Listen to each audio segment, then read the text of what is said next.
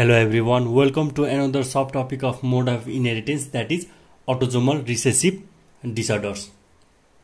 So first of all, I want you to know that the autosomal recessive disorders occurs often due to the enzymatic deficiencies. It occurs when the both alleles at the given locus are mutated only at the recessive trait.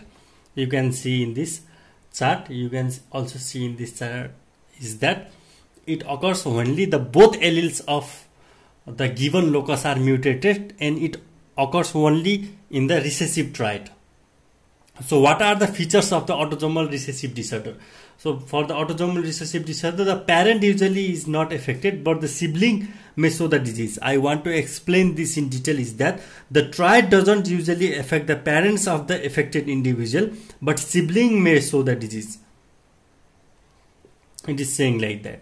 And the sibling has 1/4 chance of having the disease. That means the sibling has the 25% of chance of having the disease. I will explain this, how this occur in the detail in this further video.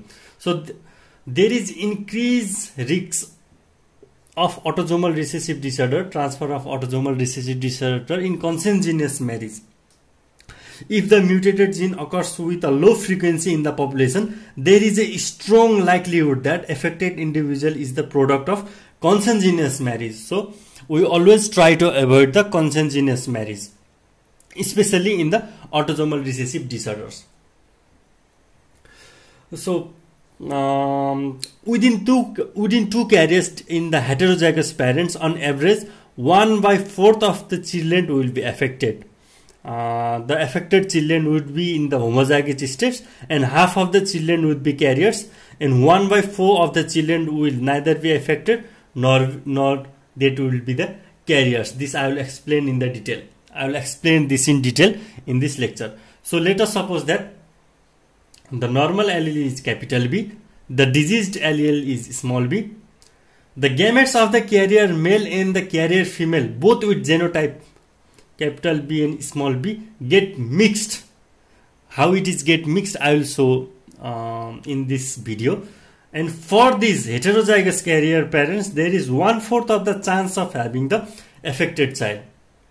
So let us see how the carrier male and carrier female gamete are mixed. So this capital B is mixed with the small b, and this capital B also mixed with the small b, and the resulting will be the capital B and the capital B and small b, which is the carrier state. And this small b get mixed with the capital B, okay, and this small b also mix with this small b. So what we see is that the outcome of children is that the capital B and small b, and both the small b, the ratio is 1:2:1.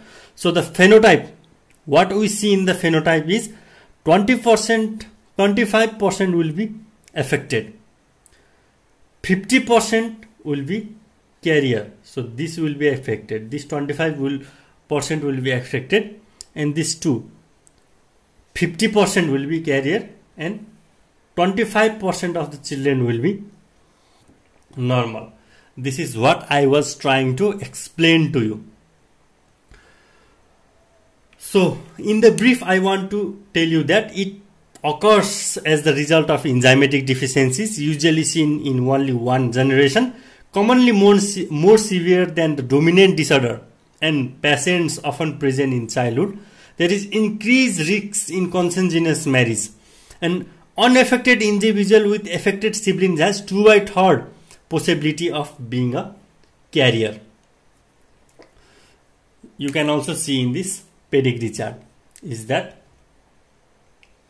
the chance of affected sibling is 1/4, and other two sibling may be spared, whereas the parents may not manifest disease, but the progeny, the child can manifest the disease, and it is more severe in the consanguineous marriage. You can also see in this table also. So this is the brief explanation about the autosomal recessive disorder. So now I want to explain what are the various type of autosomal recessive disorder in the system wise. Let us move towards the various autosomal recessive disorder in system wise. So in the metabolic, there is the cystic fibrosis, phenylketonuria, galactosemia, homocystinuria, and there is LSD. The LSD stand for the lysosomal storage disease, the alpha-1 antitrypsin deficiency, Wilson disease, hemochromatosis, and GST, glycogen storage diseases. In the hematopoietic, there is sickle cell anemia and thalassemia. In the endocrine, there is congenital adrenal hyperplasia. In the skeletal, there is alkaptonuria.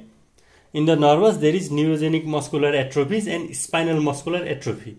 In the urinary, there is autosomal recessive polycystic kidney disease. There are lots of autosomal recessive disorder, but these are the some few important autosomal recessive disorder that you should know. So now we conclude the subtopic of mode of inheritance, which is autosomal recessive disorder. It is very important topic that you should know. Thank you.